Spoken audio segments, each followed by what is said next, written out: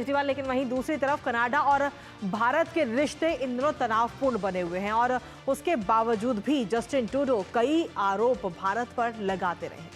पर अब अगर हम देखें तो कनाडाई आयोग ने ही उनके इस झूठ से पर्दा हटा दिया है, जिसमें ट्रूडो की पोल खुल गई है।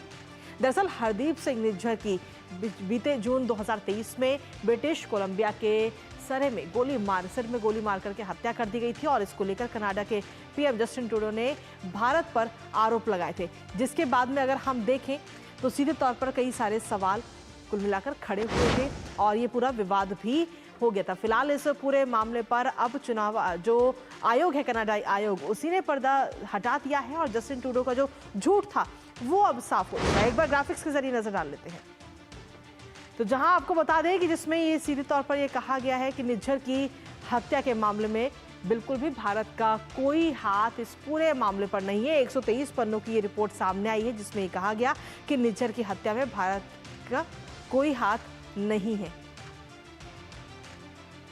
और एक बार ग्राफिक्स के जरिए हम नजर आ लेते हैं जहां आपको बता दें कि अब सवाल ये उठा है कि अब कहां मुंह छिपाएंगे ट्रूडो, क्योंकि भारत की संलिप्तता के कोई सबूत नहीं मिले हैं। क्योंकि सीधे तौर पर जब ये हत्या हुई थी तो उस दौरान ट्रूडो की तरफ से भारत पर कई सारे आरोप लगाए गए थे कि इस पूरे मामले में भारत का हाथ है, लेकिन अब इस पे झूठे साबित होते हुए नजर आ रहे हैं। कनाडा के सार्वजनिक जांच आयोग की इस रिपोर्ट में ये बड़ा खुलासा किया गया है और जस्टिन ट्रूडो की जो पोल है वो पूरी खोल दी गई है। उनकी जो झूठ है उससे पर्दाफाश हो चुका है। बीते मंगलवार को ये रिपोर्ट जारी की गई थी और रिपोर्ट जारी होने के बाद में कहीं ना कहीं ये सच्चाई अब निकलकर सामने आई है। कनाडा के पीएम ट्रूडो की चाल अब बेनकाब हो चुकी है। इसके साथ ही जांच आयुक्त ने ट्रूडो पर भी कई तरीके के सवाल उठाए हैं। क्या कुछ है वो सवाल, वो भी एक बार नजर डालते हैं उस पर भी।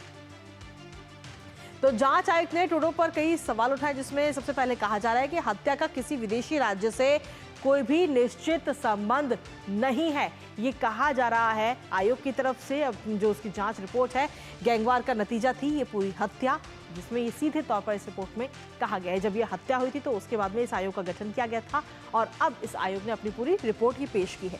पीएम ट्रूडो को इस बात का सूचना दी गई थी कि इसमें किसी विदेशी देश की कोई संलिप्तता नहीं है और ट्रूडो ने बिना किसी सबूत के मुद्दे को संसद में उठाया है। ट्रूडो के पास में कोई भी सबूत नहीं था और उसके बाद भी उन्होंने पूरा इस मामले को उठाया। संसद में राजनीति करने के लिए गलत सूचना का इस्तेमाल ट्रूडो की तरफ से किया गया है, ये बात कही गई है आयोग की तरफ से। इसके साथ ही हम देखें तो हत्या का किसी विदेशी राज्य से कोई भी निश्चित संबंध नहीं है, ये कहा गया है इस आयोग की रिपोर्ट में। और इसके साथ ही भारत और कनाडा के बीच में आरोप प्रत्यारोप का दौर आज का नहीं है, काफी पुराना चलता आ रहा है। किस तरीके के आरोप प्रत्यारोप है, एक बार उस पर भी नजर डाल लेते हैं।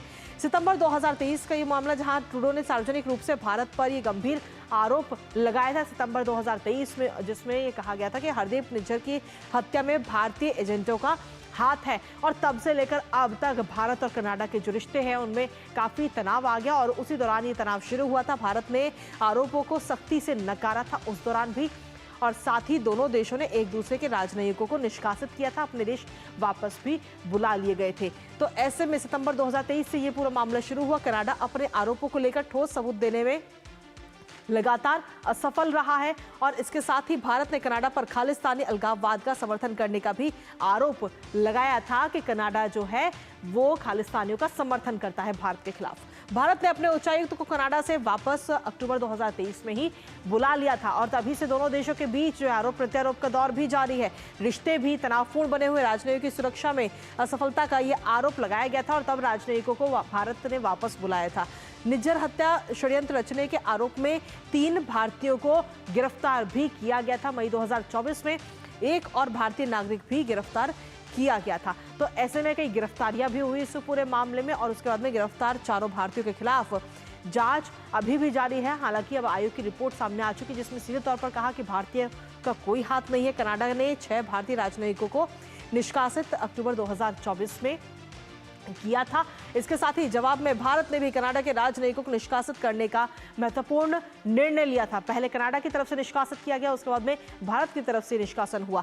कनाडा के विदेश उपमंत्री ने अमित शाह पर भी गंभीर आरोप लगाए थे। अक्टूबर 2024 में अमित शाह पर खालिस्तानियों को निशाना बनाने का आदेश देने का ये गंभीर आरोप उस दौरान अक्टूबर 2024 में लगाया गया। इसके साथ ही अगर 2 नवंबर 2024 की हम बात करें तो भारत ने कनाडा के आरोपों पर आपत्ति जताई थी। जो तमाम आरोप कनाडा की तरफ से भारत के ऊपर लगे, उन आरोपों पर आपत्ति जताई। खालिस्तानियों पर एक्शन के पीछे अमित शाह का होने के आरोप को सिरे से खारिज कर दिया गया था। विदेश मंत्रालय ने कनाडाई उच्चायोग के अफसर को तलब किया था उस दौरान। और इसके साथ ही अगर हम देखें तो ट्रूडो ने सार्वजनिक रूप से भारत पर ये आरोप सितंबर 2023 में लगाए थे और तब से भारत और कनाडा के जो रिश्ते हैं वो तनावपूर्ण बने हुए हैं। लेकिन अब कहीं ना कहीं जो जस्टिन ट्रूडो ने जो झूठ फैलाया सबके बीच में, उस झूठ से अब पर्दाफाश हो चुका है और ये पर्दाफाश किया है कनाडाई आयोग की तरफ से। ताजा अपडेट लेते हैं हमारे साथ में हमारे सहयोगी अमृतपाल इस वक्त जुड़ रहे हैं, सीधा उन्हीं का रुख करेंगे। अमृतपाल, अगर हम देखें तो निज्जर का जो हत्या हुई थी उसके बाद से लगातार भारत और कनाडा के रिश्ते तनावपूर्ण हैं, लेकिन जस्टिन ट्रूडो ने जो तमाम आरोप भारत पर लगाए, भारत के नेताओं पर लगाए, अब उन तमाम आरोपों से कहीं ना कहीं पर्दाफाश हो चुका है और जस्टिन ट्रूडो का जो झूठ है वो अब सबके सामने आ चुका है। जी हाँ, ये रिपोर्ट ये कहती है कि कोई ठोस लिंक आप जो प्रूव नहीं हो पाया, जो आरोप लगाए थे कि भारत की एजेंसीज का या भारत के एजेंट्स का कोई रोल था हरदीप सिंह निज्जर की हत्या में। तो जस्टिन ट्रूडो ने जब अपने पार्लियामेंट में 2023 में ये बयान दिया था कि क्रेडिबल एविडेंस है, ठोस सबूत है भारत की एजेंसीज के खिलाफ, और उसके बाद एलिगेशंस और भी आई। भारतीय जो कुछ उच्च अधिकारी हैं और मिनिस्टर्स हैं उनके नाम लिए गए और डायरेक्टली जोड़ा गया। तो इस तरह की बात ये रिपोर्ट नहीं करती है। ये रिपोर्ट कहती है कि कोई डेफिनेटिव लिंक नहीं है, प्रूव नहीं हो रहा इंडियन एजेंसीज़ के ख़िलाफ़। और ज़्यादा से ज़्यादा वो ये कहते हैं कि डिसइंफॉर्मेशन कैंपेन इंडिया ने लॉन्च की। और दूसरा बात वो ये भी एलिगेशन करते हैं कि भारत ने फॉरेन इंटरफेरेंस की कोशिश की पर हालांकि वो कामयाब नहीं हुई।